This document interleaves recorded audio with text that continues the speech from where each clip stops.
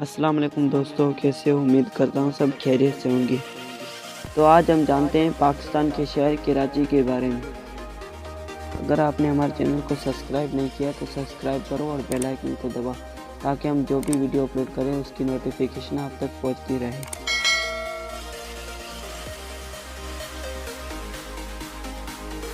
کراچی ایک چھوٹا سا ماہی گیری گاؤں تھا جب 18ویں صدی کے اوائل میں خرق بندر کی گرتی ہوئی بندرگاہ سے تاجروں کا ایک گروپ وہاں منتقل تھا۔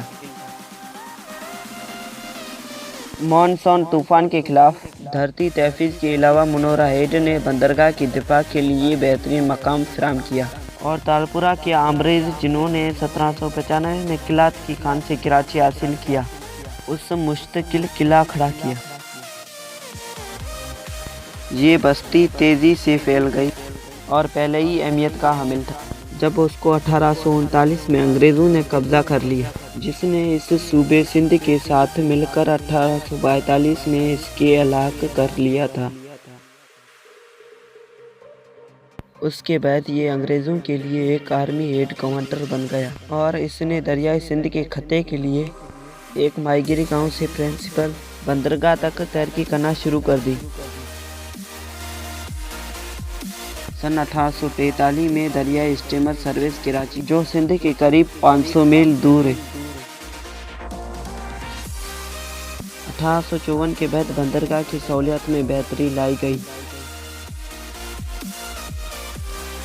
1861 میں کراچی سے کوٹڑی تک ایک ریلوے تعمیر کی گئی تھی، جو حیدرآباد کے برخلاف سندھ کے دائیں کنارے پر 90 میل دور دراز میں تھی۔ 1864 میں لندن اور داخلہ کے ساتھ براہ راست ٹیلی گراف مواصلات قائم ہوئے۔ سن 1869 میں سویز نہر کے کھلنے کے ساتھ ہی کراچی کی اہمیت میں اضافہ ہوا اور یہ ایک مکمل وقفہ بندرگاہ بنایا گیا۔ 1873 تک اس کے پاس ایک مؤثر اور اچھی طرح سے انتظام شدہ بندرگاہ تھا۔ ملتان میں دہلی پنجاب ریلوے سسٹم میں شامل ہونے کے لیے 1878 میں جب کوٹڑی سے ریلوے لائن کو بڑھایا گیا تھا تو کراچی براہ راست مشرقی علاقوں سے منسلک تھا۔ 1846 میں کراچی پورٹ ٹرسٹ کو بندرگاہ اتھارٹی کے طور پر قائم کیا گیا تھا اور 1888 سے 1910 کے درمیان ایسٹ وارپ کی لمبائی 18,06,000 فٹ تھی۔ جب پنجاب 1890 کی دہائی میں ہندوستان کی دانی دار بن کر ابھرا تو کراچی اس خطے کا اصل دکان بن گیا۔ 1914 تک یہ برطانوی سلطنت کی سب سے بڑی اناج برآمد کرنے والی بندرگاہ بن چکی تھی۔ پہلی جنگ عظیم کے بعد مینوفیکچرنگ سروس انڈسٹریز لگ گئی۔ 1924 تک ایک اینولڈروم بنایا گیا تھا اور کراچی ہندوستان میں داخلے کا مرکزی اڈہ بن گیا تھا۔ یہ شہر 1936 سے سندھ کا صوبائی دارالحکومت بن گیا۔ 1947 میں پاکستان کی تقسیم کے ساتھ کراچی نہ صرف نئے ملک کا دارالحکومت اور اہم بندرگاہ بنایا گیا بلکہ صنعت، کاروبار اور انتظامیہ کا بھی ایک مرکز بنا۔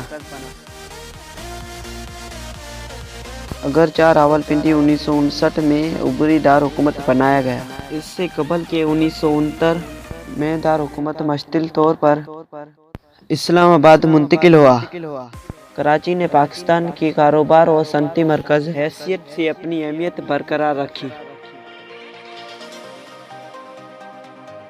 20ویں صدی کے آخری دو عصروں کے دیہی علاقوں سے ملازمت کی متشائلین تارکین وطن کی ایک بہت بڑے آمد کے نتیجے میں بہت ساری پوسٹ کالونی میگا کٹیوں کی ترقی کی خصوصیت میں اسی اہم معاشی حیثیت نے کراچی کی آبادی میں زبردست اضافہ کیا۔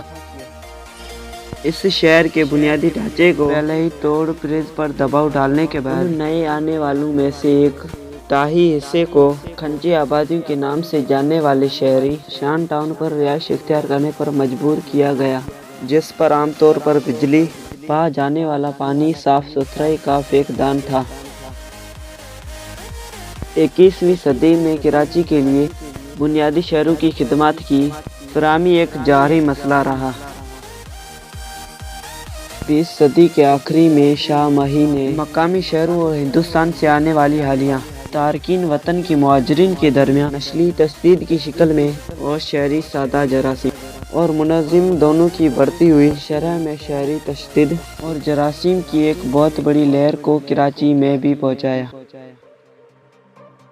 ब्रिकेटेज कराची में लाकानूनियत की शिद्दत ने हुकूमत को 1992 में शहर में जरासीम के खिलाफ फौजी कार्रवाई का आगाज करने पर मजबूर किया। उस मुहिम की उस दहाई को इख्तिताम तक कोई नजरिया नजर नहीं आ रहा था।